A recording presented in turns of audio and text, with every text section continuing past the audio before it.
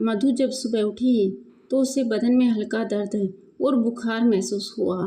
फिर भी उसने कोशिश की कि उठकर कुछ काम निपटा ले, पर उसके शरीर ने साथ नहीं दिया। आखिरकार उसने दोबारा आंखें बंद कीं और लेट गई, लेकिन सोच पीछा कहाँ छोड़ती है। कुछ देर में पिंकी भी उठ गई और कुछ खाने के लिए बोली, माँ, आज तुम सो क्यों रही हो? आज मुझे स्कूल भी नहीं भेजा तुमने। ठीक हो ना माँ? मुझे भूख लगी है, कुछ खाने को दो ना माँ। और मधु को उठाने लगी। माँ, माँ। मधु ने बड़ी मुश्किल से आंखें खोलकर पिंकी की तरफ देखा और फिर सोचने लगी, इस तपती धूप में पिंकी किसी फुहार से कम नहीं। मधु ने कहा, पिंकी बेटा, मेरी तबीयत थोड़ी ठीक नहीं है, इसलिए तुझे स्कूल नहीं भेजा। रुक, अभी उठती हूँ तो अपनी गुड़िया को कुछ खाने को देती हूँ। ठीक है मेरा बच्चा? पिंकी ने हाँ में सिर हिलाया। मधु ने किसी तरह हिम्मत करके पिंकी के लिए दूध और टोस्ट लेकर आई और उसे खिलाया और खुद फिर लेटने लगी। तभी उसकी नज़र घड़ी पर पड़ी। देखा तो 9 बजने वाले थे। उसने सोचा कि मालकिन उसका इंतज़ार कर रही होगी। यही सब सोचकर उसने दीपा मैम साहब को फ़ोन मिलाया। दूसरी तरफ दीपा मैडम थी। मधु बोली, नमस्ते मैम साहब, मैं मधु बोल रही हूँ। दीपा बोली, हाँ बोलो, आज कोई नया बहाना है काम पे न आने का? एक तो तुमने गलती की, ऊपर से आई भी नहीं। मधु बोली, नहीं मैम साहब, ऐसी कोई बात नहीं। आज मुझे बुखार हो गया है, इसलिए मैं दवा खाकर दोपहर तक आ जाऊंगी। आप बिल्कुल परेशान ना हो। दीपा बोली, तुम्हारा मतलब क्या है? तुम काम का एहसान जता रही हो? अरे एक दिन नहीं आओगी तो क्या कोई काम नहीं होगा? पैसे देती हूँ, कोई मुफ्त सेवा नहीं लेती तुमसे। मधु चुप हो गई, क्या बोलती? तभी दूसरी तरफ से आवाज़ आई, क्या? कुछ बोलती क्यों नहीं? फ़ोन रखो, जब जी चाहे आना, या फिर। मधु बोली, जी मैम साहब, और फ़ोन कट गया। और फिर मधु ने फ़ोन रख दिया। दीपा की बातें सुनकर मधु बहुत परेशान थी, सोच सोच कर कि उसे अब कोई और काम देखना चाहिए। लेकिन अभी तो बुखार ने उसे जकड़ रखा था और वो चुपचाप लेट गई। थोड़ी देर बाद उसके दरवाजे पर किसी ने आवाज़ दी। उसी आवाज़ से मधु ने बड़ी मुश्किल से आंखें खोली और पूछा, कौन है? दरवाजे के बाहर से आवाज़ आई, मैं कुसुम।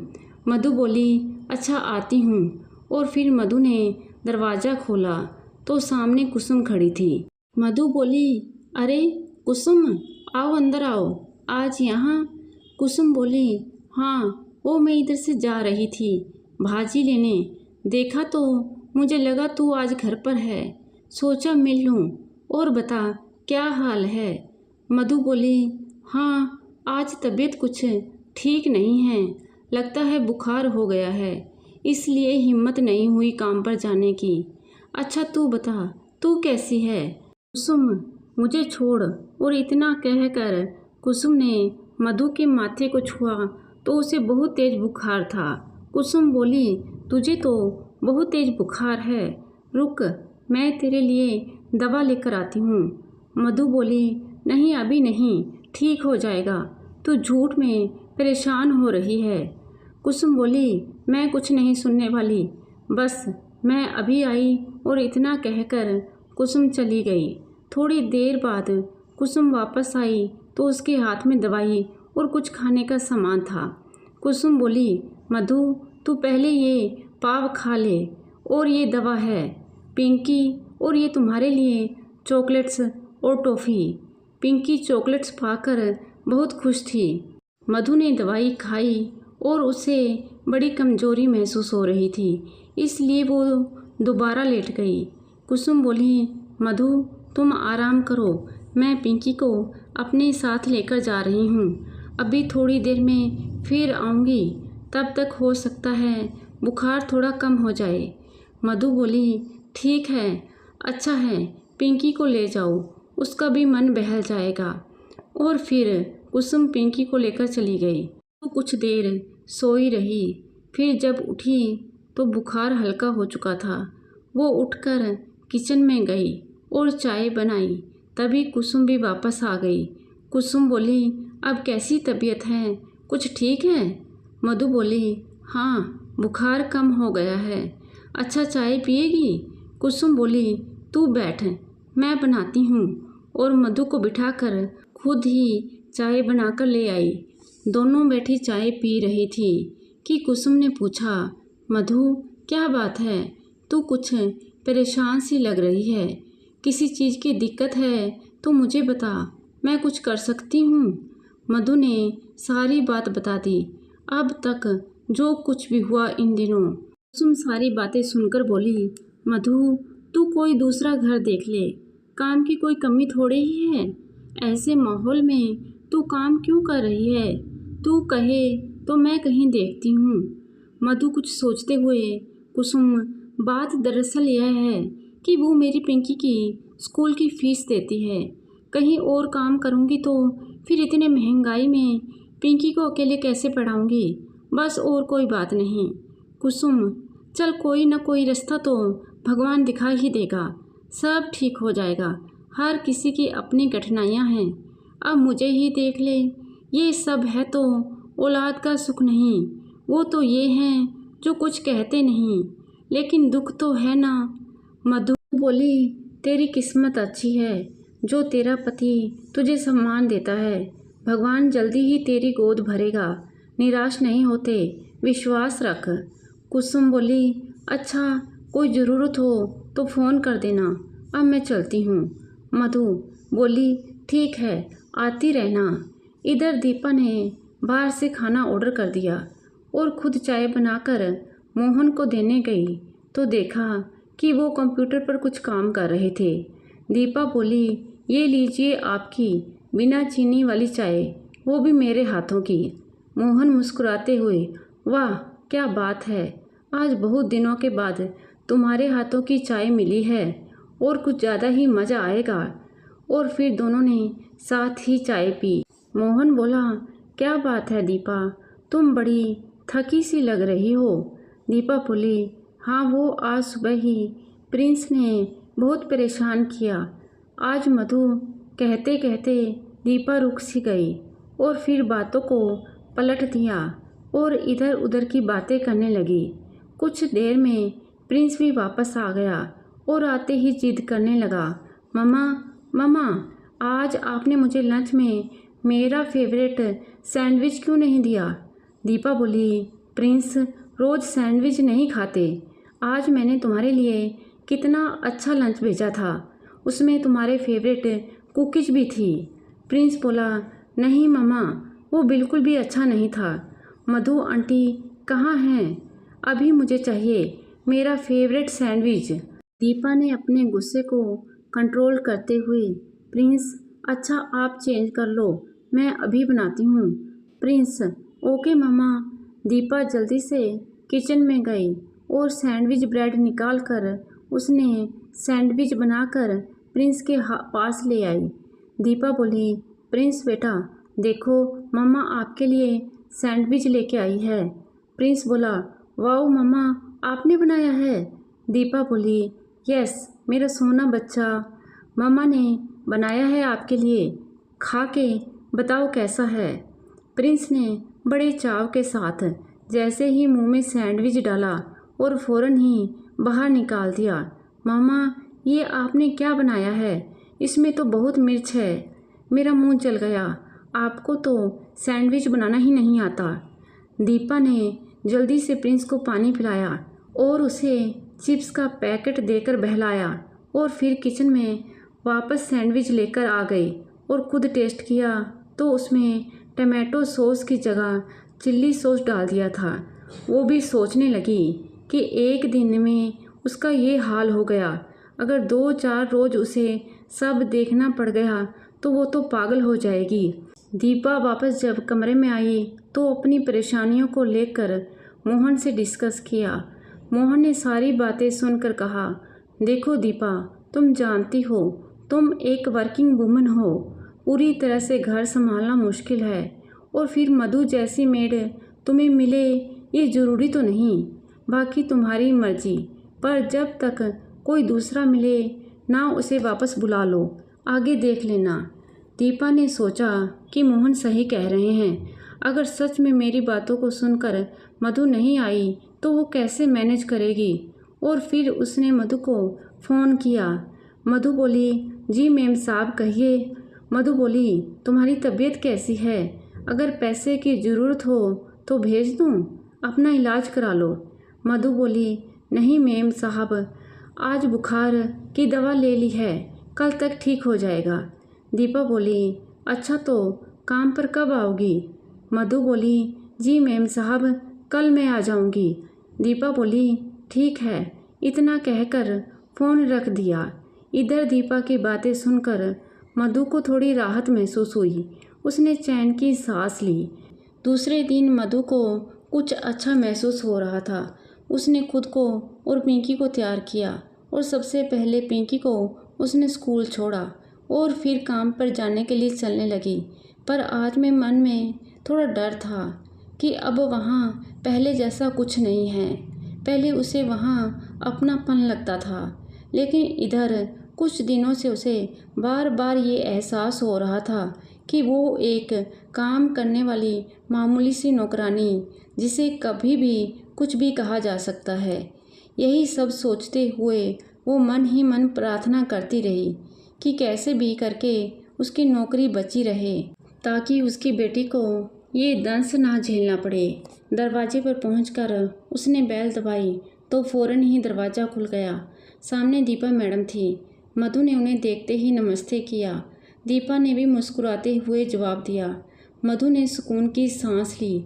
लगता है दीपा मेम साहब पहले वाली मेम साहब जैसी हो गई है। उसने बप्पा का शुक्रिया अदा किया।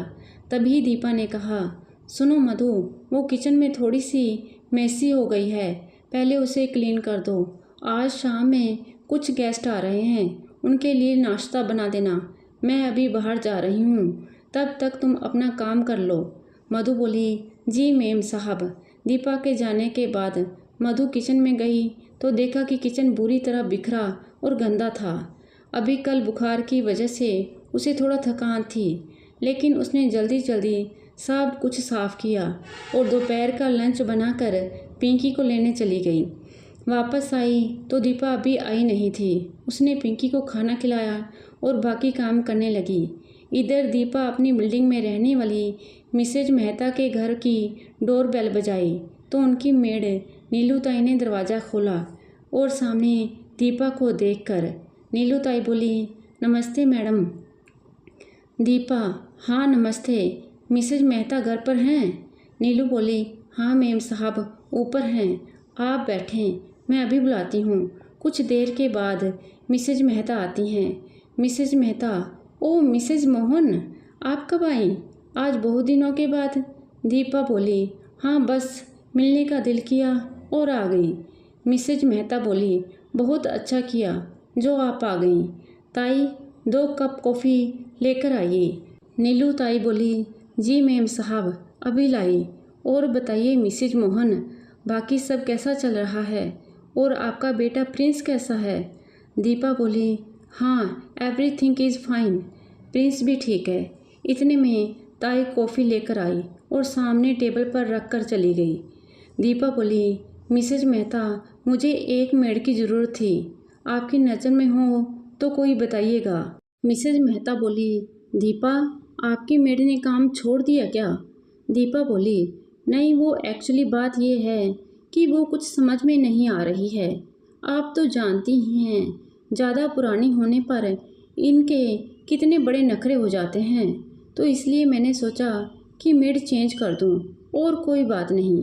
मिसेज मेहता बोली, पता नहीं, मेरे घर तो लगभग नीलू ताई को 15 साल हो गए, लेकिन मुझे ऐसी कोई बात नहीं लगी।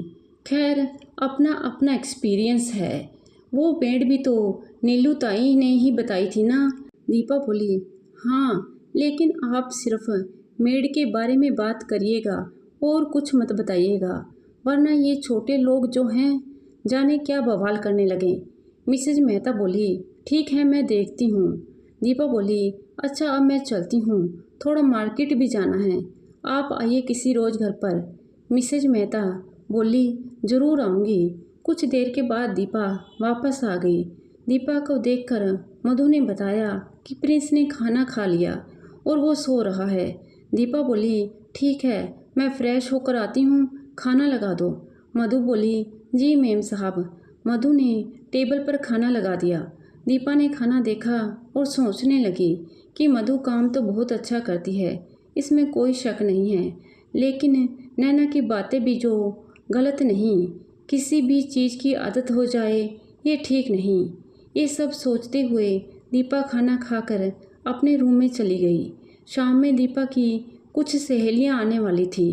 छोटी सी गेट टुगेदर पार्टी रखी थी। दीपा ने कहा, मधु ये लिस्ट लो और मार्केट से सामान लेकर आओ, और 6 बजे तक मेरी कुछ सहेलियां आने वाली हैं, उनके लिए ऊपर रूम में थोड़ा बैठने का इंतज़ाम कर दो। मधु बोली, जी मेम साहब। मधु ने पिंकी को लिया और मार्केट चली गई। सब कुछ लिया और वापस आकर अपने काम में लग गई। शाम होते होते वो काफ़ी थक चुकी थी, लेकिन फिर भी वो काम में लगी रही। पिंकी बोली, माँ आज तुमने बहुत सारा खाना बनाया है, कोई आ रहा है क्या? मधु बोली, हाँ पिंकी, वो मेम साहब की सहेलियाँ आ रही हैं, उन्हीं के लिए तुझे कुछ चाहिए? बिस्किट खाएगी? पिंकी बोली, हाँ माँ मुझे चाहिए। मधु बोली, ले जा आके वहाँ बैठकर खा ले, फिर स्कूल का काम कर लेना। पिंकी, ठीक है माँ। शाम को दरवाजे की डोर बेल बजी तो मधु दरवाज़ा खोलने जाने लगी तो दीपा ने उसे रोक दिया। दीपा बोली, मधु तुम रहने दो, मैं देखती हूँ। दरवाज़ा खोलते ही सामने जयंती माला और अलका थी। दीपा बोली, आओ आओ, आज इतने दिनों के बाद हम सब मिल रहे हैं, बहुत खुशी हो रही है। और फिर सब बारी बारी दीपा के गले मिली और फिर दीपा उन्हें कमरे में बिठाकर किचन की तरफ आ गई। दीपा बोली, मधु पहले कोल्ड ड्रिंक ले आओ, फिर बाकी नाश्ता। मधु बोली, ठीक है मेम साहब। थोड़ी देर बाद मधु रूम में कोल्ड ड्रिंक लेकर गई तो देखा कि दीपा मेम साहब और उनकी सहेलियां खूब ज़ोर ज़ोर से हंस रही थीं किसी बात को लेकर। मधु बोली, मेम साहब अंदर आ जाऊं? दीपा बोली, अरे हाँ आओ, सबको दो। मधु ने सभी को कोल्ड ड्रिंक दी और वापस आ गई और फिर सोचने लगी, उसे तो हंसे हुए एक अरसा हो गया। उसे याद नहीं कि आखिरी बार वह कब हंसी थी। काश ऐसी ही खुशहाल ज़िंदगी उसकी भी होती। तभी डोर बेल फिर से बजने लगी। उसने दरवाज़ा खोला तो सामने कोई लेडीज़ थी और साथ में एक छोटी बच्ची भी थी। मधु बोली, जी बोलिए। अन्नू बोली, दीपा घर पर है, मैं उनकी फ्रेंड हूँ। मधु बोली, आइए आइए, वो ऊपर कमरे में हैं, चलिए। ऊपर पहुंचकर दीपा ने अनु को देखते ही, अरे अनु तुम्हारा ही वेट कर रही थी हम सब, आओ। अरे नैन्सी बेटा कैसी हो? अनु ने कहा, हाय बोलो आंटी को नैन्सी। नैन्सी बोली, hi aunty. Deepa, so sweet darling, come here. और फिर उन्होंने उसे गोद में उठा लिया और मधु से बोली, मधु एक कोल्ड ड्रिंक और बच्चों के लिए चॉकलेट शेक बना दो और फिर नैन्सी को प्रिंस के कमरे में ले जाओ। जाओ नैन्सी, प्रिंस के साथ जाओ। Nancy, okay aunty. मधु ने नैन्सी को प्रिंस के कमरे में छोड़कर किचन में आकर शेक बनाने लगी। तभी पिंकी ने पूछा, माँ वो लड़की कौन है, मैं उसके साथ खेल सकती हूँ? मधु बोली, नहीं नहीं पिंकी, तुम भूल के भी प्रिंस बाबा के कमरे में मत जाना, समझी? पिंकी रुआसी होकर, माँ क्या मेम साहब मुझे फिर से चोर कहेंगी? मैं बिल्कुल नहीं जाऊँगी। मधु बोली, नहीं मेरी बच्ची, ऐसा नहीं कहते, तू मेरा सोना बेटा है, यहीं खेल, मैं अभी आती हूँ। इतना कहकर मधु शेक और कोल्ड ड्रिंक लेकर ऊपर चली गई। मधु बोली, मेम साहब कोल्ड ड्रिंक। दीपा बोली, अनु कोल्ड ड्रिंक पियो। और मधु, बच्चों को दे दिया? मधु बोली, नहीं अभी लेकर जा रही हूँ। दीपा बोली, ठीक है, फिर बाकी नाश्ता टेबल पर लगा दो, हम सब वहीं आते हैं। मधु बोली, ठीक है मेम साहब। मधु कमरे में गई तो प्रिंस और नैन्सी वीडियो गेम खेल रहे थे। मधु बोली, प्रिंस बाबा, आपका chocolate shake. Prince, wow, chocolate shake, thank you Madhu aunty. ये लो नैन्सी, चॉकलेट शेक, तुम्हें इसका टेस्ट बहुत ही अमेजिंग लगेगा। मधु आंटी बहुत अच्छा और टेस्टी शेक बनाती है, पियो। मधु वापस आकर किचन में लग गई, लेकिन वो पिंकी को देख रही थी। उसका चेहरा बहुत उदास हो रहा था। मधु दिल ही दिल में सोचती रही और वो चाहकर भी पिंकी की उदासी को ख़त्म नहीं कर सकती। वो एक बेबस माँ है, लेकिन उसकी ये सारी कुर्बानियाँ बेकार नहीं जाएंगी जब उसकी पिंकी कुछ बन जाएगी। ये सब सोचते सोचते उसने टेबल पर नाश्ता लगा दिया और दीपा और उनकी सहेलियाँ टेबल पर बैठकर नाश्ता और बातें भी करती जा रही थीं। मधु सब कुछ देखने के लिए दोबारा आई तो उसके पीछे पिंकी भी साथ थी। तभी जयंती ने पूछा, दीपा, ये तेरी नौकरानी तो बहुत अच्छा काम करती है। इस मेट्रो सिटी में कहाँ से इतनी अच्छी मेड मिली तुझे? एक मेरी कांता बाई है, काम तो ढंग का करती नहीं और रोज़ सो उसके नखरे हैं। दीपा ने जयंती की बातें सुनकर कुछ नहीं बोला। तभी मधु कुछ काम से बाहर आई तो उसे जयंती की बातें सुनाई दी। जयंती बोली, चल दीपा, तेरी नौकरानी तो है ही और साथ में उसकी बेटी। आखिरकार माँ के काम तो सीख ही रही है। आगे चलकर वो भी तेरे घर का काम करने लगेगी। तुझे नौकरानी का झंझट नहीं रहेगा। और वो कौन सी कहावत है, आम के आम गुठलियों के दाम। इतना कहकर सभी हंसने लगी।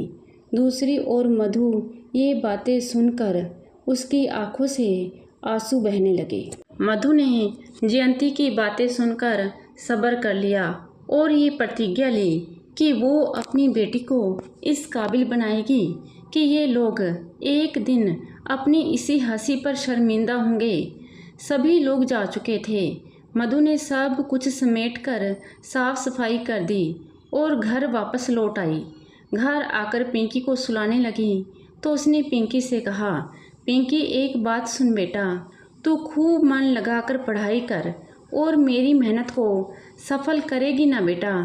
जब तू पढ़ लिख जाएगी और खूब नाम कमाएगी, बोल, करेगी ना अपनी माँ का सपना पूरा?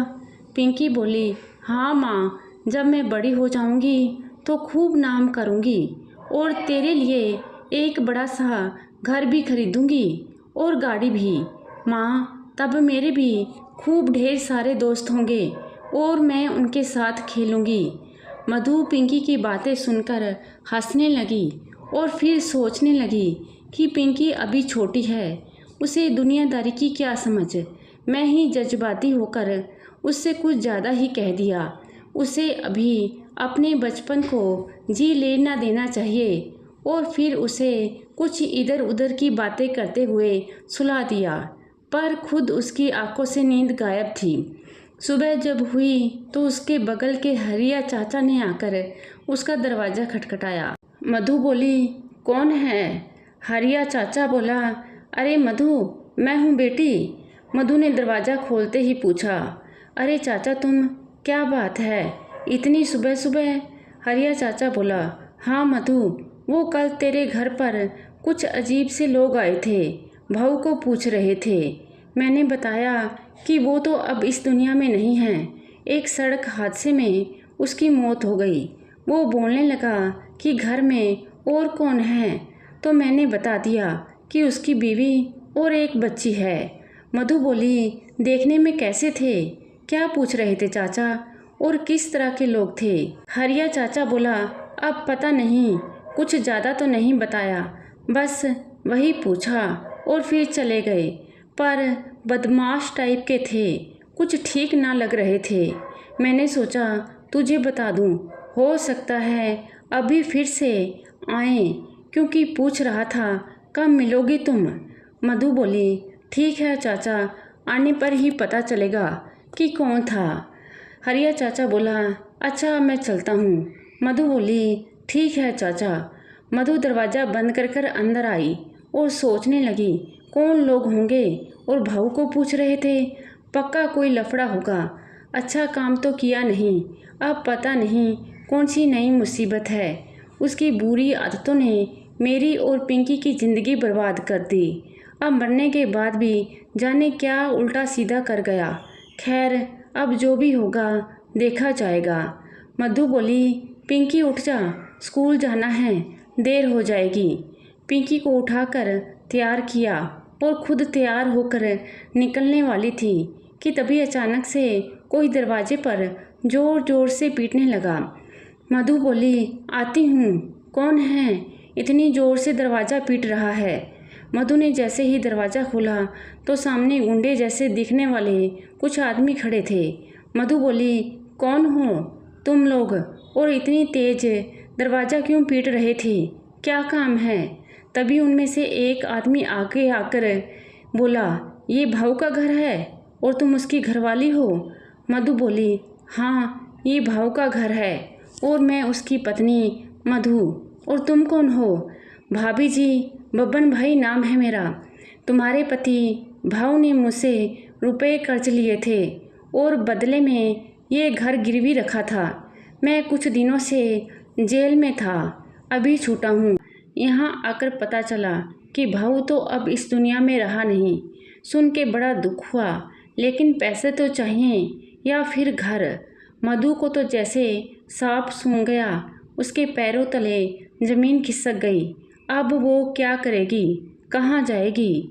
बब्बन बोला, क्या हुआ? कुछ बोलती क्यों नहीं भाभी जी? मधु अपने आप को संभालते हुए, तुम्हारे पास क्या सबूत है कि मेरे पति भाऊ ने तुमसे पैसे के बदले ये घर गिरवी रखा था? बब्बन ने एक जोरदार ठहाका लगाया और बोला, सबूत घर के कागज मेरे पास हैं। आज तो लाया नहीं, कल लेकर आऊँ क्या? बोलो। देखो भाभी जी, मुझे तुमसे कोई दुश्मनी तो है नहीं, बस ये तो मेरा धंधा है। मेरे पैसे मुझे लौटा दो, मैं घर के कागज दे दूँगा, बस। मधु बोली, कितने पैसे थे बोलो? गबन बोला, एक बार में तो लिए नहीं, कभी 10 कभी 5, पर मेरे पास उसका हिसाब है। 1 मिनट रुको जरा। और इतना कहकर उसने अपनी जेब में हाथ डाला और एक कागज निकाला और उसकी तरफ बढ़ाते हुए कहा, ये लो भाभी जी, देख लो कितने रुपए हैं। मधु ने कपकपाते हुए हाथों से कागज़ को पकड़ा तो उसमें लिखा हुआ था पूरे 50,000 रुपये और भाऊ के अंगूठे के निशान भी थे। गबन बोला, मेरा नाम गबन भाई है, मैं कोई काम गलत नहीं करता, पूरा लेखा जोखा रखता हूँ, भले ही काम 2 नंबर का ही क्यों ना करूँ। मधु बोली, इतनी बड़ी रकम तो मेरे पास नहीं है और इस घर के अलावा मेरे पास कोई और ठिकाना भी नहीं है। अगर ये घर भी मुझसे छिन गया तो मैं कहाँ जाऊँगी? गबन बोला, देखो भाभी जी, हमारे धंधे में इमोशन के लिए कोई जगह नहीं है। आप पैसा दो या फिर घर खाली करो। मधु बोली, लेकिन इतनी जल्दी तो मैं इतने पैसे कहाँ से लाऊं? गबन बोला, ठीक है, तो मैं कुछ दिन की मोहलत दे सकता हूँ, 1 महीना, उसके बाद या तो पैसे या फिर घर। बोलो ठीक है? मधु कुछ देर सोचने के बाद बोली, ठीक है, लेकिन तब तक कोई भी यहाँ आना नहीं। जैसे ही पैसे का इंतज़ाम होगा मैं खुद बता दूँगी, अपना फ़ोन नंबर दे दो। गबन बोला, ठीक है, अब चलता हूँ, ठीक 1 महीने के बाद फिर मिलूँगा। मधु ने दरवाज़ा बंद किया और ज़ोर से रोने लगी। तभी पिंकी ने उसके आंचल से आंसुओं को पोंछ दिया और बोली, माँ, तुम क्यों रो रही हो? कौन थे ये लोग? तुम मत रो ना माँ, वरना मैं भी रोने लगूंगी। मधु ने पिंकी को अपने सीने से लगाया और बोली, नहीं, मैं कहाँ रो रही हूँ, देखो। और जल्दी से आंसुओं को साफ किया और बोली, तू चल, स्कूल के लिए बहुत देर हो चुकी है, बहुत बड़ी हो गई है, जल्दी चल, मुझे भी तो काम पर जाना है। मधु का आज कुछ भी मन नहीं कर रहा था। वो किसी तरह अपना काम किए जा रही थी, लेकिन उसका दिमाग यही सब सोच रहा था कि ऐसे पति का क्या फ़ायदा जिसके जीते ना सुकून था और ना उसके जाने के बाद। भाऊ की गलत लत के कारण आज वो और उसकी बेटी दोनों के सर से छत छिन जाएगी। अगर उसने पैसे नहीं दिए, पर इतने पैसे का इंतजाम वो कैसे करेगी। तभी उसके हाथ से प्लेट छूटकर फर्श पर गिर जाती है और उसके टुकड़े पूरे फर्श पर बिखर जाते हैं। उसकी आवाज़ से दीपा किचन में आती है। दीपा बोली, ये क्या किया तुमने मधु? तुम्हारा ध्यान कहाँ है? इतना महंगा सेट था, इतनी लापरवाही। काम में मन नहीं लगता तो छोड़ दो, नुकसान क्यों करती हो? अब खड़ी क्या हो, साफ करो इसे। मधु बोली, जी जी मैम साहब, अभी करती हूँ। मधु जल्दी से फर्श पे से प्लेट के टुकड़े बीनने लगी। तभी उसका एक टुकड़ा उसकी उंगलियों में चुभ गया और वो दर्द से कराह उठी। तभी वहाँ प्रिंस आ गया। मधु आंटी, आपके हाथों से तो ब्लड आ रहा है, आप 1 मिनट रुकिए, मैं अभी आया। और थोड़ी देर में उसके हाथों में एक डब्बा था, उसमें से बैंडेज निकाल कर उसने मधु की उंगलियों पर लगा दिया। मधु की आंखें आंसुओं से डबडबा गई और उसने प्रिंस के सर पर हाथ फेरा और उसे प्यार किया। प्रिंस बोला, अब ठीक हो जाएगा, देखिएगा। मधु आंटी, आखिर मैं डॉक्टर हूँ, अभी तो छोटा हूँ, लेकिन जल्दी बड़ा हो जाऊँगा। और प्रिंस की ये भोली बातें सुनकर मधु हंस पड़ी, लेकिन उसकी हंसी में एक अजीब सा दर्द था। आगे क्या होगा मधु की ज़िंदगी में, देखने के लिए अगला भाग देखना मत भूलिएगा। धन्यवाद।